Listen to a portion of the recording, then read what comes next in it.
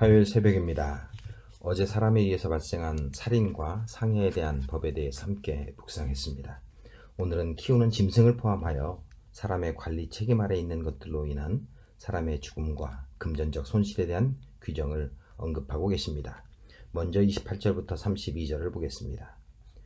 소가 남자나 여자를 받아서 죽이면 그 소는 반드시 돌로 쳐서 죽일 것이요 그 고기는 먹지 말 것이며 임자는 형벌을 면하려니와 소가 본래 받는 버릇이 있고 그 임자는 그로 말미암아 경고를 받았으되 단속하지 아니하여 남녀를 막론하고 받아 죽이면 그 소는 돌로 쳐 죽일 것이요 임자도 죽일 것이며 만일 그에게 속죄금을 부과하면 무릇 그 명령한 것을 생명의 대가로 낼 것이요 아들을 받든지 딸을 받든지 이 법규대로 그 임자에게 행할 것이며 소가 만일 남종이나 여종을 받으면 소 임자가 은 30세겔을 그의 상전에게 줄 것이요 소는 돌로 쳐서 죽일지니라.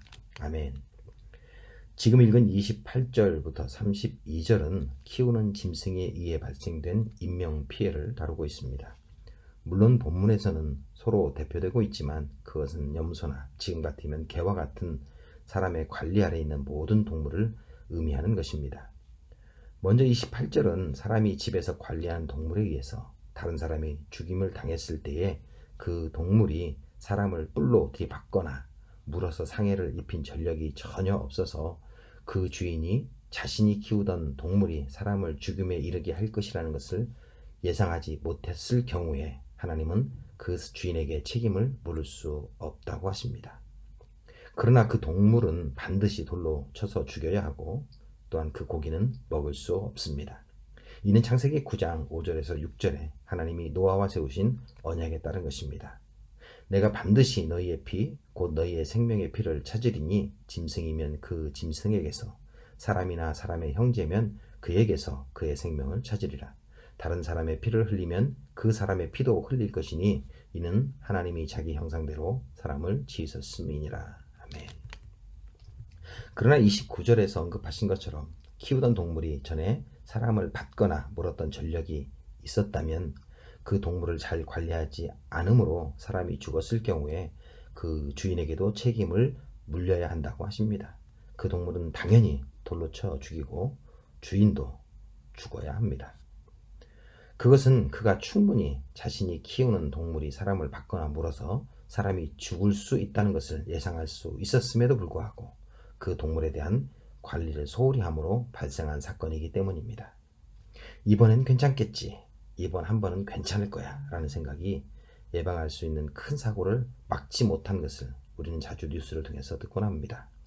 그 주인도 그런 마음이었을 것입니다. 지난번에도 큰 상처가 난 것은 아니기에 아직은 괜찮을 거야 라는 마음이 결국 인명피해를 막지 못한 것입니다. 하나님이 이와 같은 관리 소홀에 의한 인명피해 책임을 물으시면서도 고의적인 살인의 경우와는 다르다고 분리하십니다. 그래서 30절에 언급된 것처럼 만약 그 피해 가족이 속죄금을 요구할 때에는 그것을 지불하고 생명을 보존할 수 있는 길을 마련해 두셨습니다. 여기서 속죄금은 동물에 의해 죽은 사람이나 또는 그 일로 죽임을 당한 동물에 대한 것이 아니라 관리 소홀의 죄를 지은 동물 주인의 죄에 대한 속죄금입니다. 이러한 인명피해에 대한 규정은 성인뿐만 아니라 아들이나 딸과 같은 어린 자녀에 이르기까지 동일하게 적용됩니다.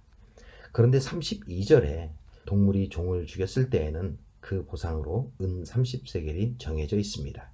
그것은 당시 종들을 주인의 재산으로 보았기 때문에 보상금 금액으로 인한 논쟁의 빌미를 차단하기 위해서 일정하게 은 30세겔로 정해놓은 것입니다. 33절부터 36절은 재산 피해에 대한 것입니다. 사람이 구덩이를 열어두거나 구덩이를 파고 덮지 아니하므로 소나 나귀가 거기에 빠지면 그 구덩이 주인이 잘 보상하여 짐승의 임자에게 돈을 줄 것이요 죽은 것은 그가 차지할 것이니라. 이 사람의 소가 저 사람의 소를 받아 죽이면 살아있는 소를 팔아 그 값을 반으로 나누고 또한 죽은 것도 반으로 나누려니와 그 소가 본래 받는 버릇이 있는 줄을 알고도 그 임자가 단속하지 아니하였으면 그는 소로 소를 갚을 것이요 죽은 것은 그가 차지할지니라. 33절과 34절은 구덩이를 열어두거나 파고 덮지 않아서 그것으로 인해 발생한 재산의 손실에 대해서 언급하고 있습니다. 여기서 구덩이는 우물 혹은 짐승을 잡기 위해서 파놓은 함정 혹은 우기의 빗물을 저장하기 위한 웅덩이와 같은 것을 언급합니다. 동일한 단어가 창세기 29장 2절과 3절에 사용되고 있습니다. 본즉 들에 우물이 있고 그 곁에 양 세 떼가 누워 있으니 이는 목자들이 그 우물에서 양떼에게 물을 먹임이라. 큰 돌로 우물 아귀를 덮었다가 모든 떼가 모이면 그들이 우물 아귀에서 돌을 옮기고 그 양떼에게 물을 먹이고는 우물 아귀 그 자리에 다시 그 돌을 덮더라. 야곱이 하란에 있는 라반을 찾아가는 과정에서 나온 장면입니다. 여기서 우물을 나타내기 위해 사용된 단어가 우리가 봤던 그 단어와 동일한 단어입니다. 우물이나 빗물 저장을 위해 웅덩이를 팠을 경우에 일반적으로 어느 개인의 소유라기보다는 마을 사람들이 공동으로 사용하는 경우가 많습니다. 그래서 이러한 경우 그 우물이나 웅덩이에서 발생한 사고의 책임이 그곳에 관리 의무가 있는 사람에게 있는 것입니다.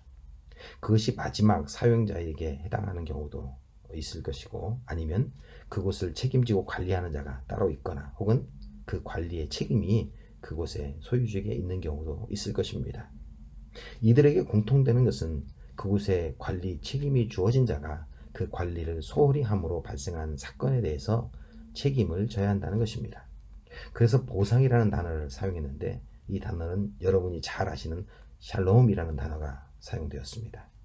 온전하게 만들라는 것입니다. 그 일을 통해 피해자의 물질적 피해와 마음의 상심을 온전하게 돌려놓는 의무가 그 관리 책임자에게 있음을 말하고 있는 것입니다.